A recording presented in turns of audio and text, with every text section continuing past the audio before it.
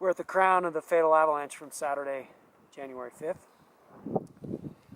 This is a thinner part of the crown, and I could pull out a couple different layers in here, different hardnesses, but really what you see is a snowpack that's composed of basically 3 different layers.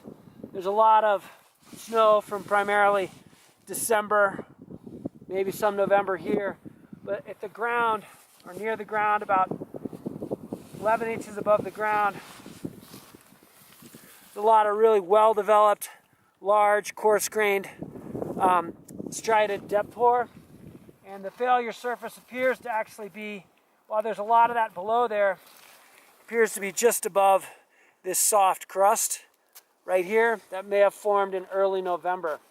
You can feel it right here on the bed surface, and there's the soft facets. Depth pour coming out there.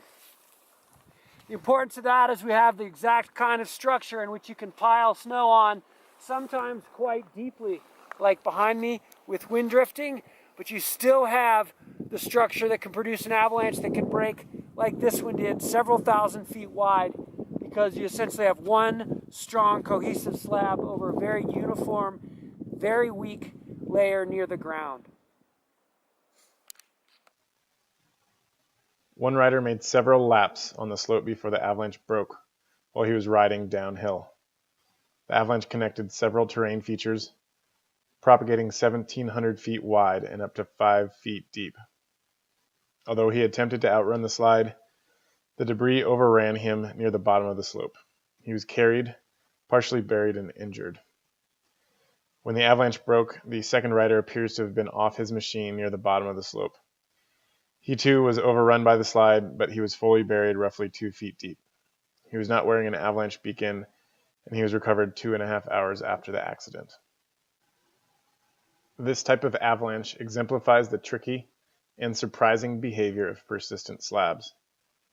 Feedback for these instabilities is often irregular and challenging to interpret. Although we want to highlight the importance of carrying a beacon, shovel, probe, and airbag on your person, we also want to emphasize that large magnitude avalanches like these are often unsurvivable due to trauma from trees or deep burials.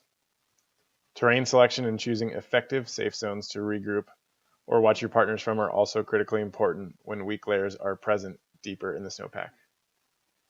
We send our condolences to all those involved.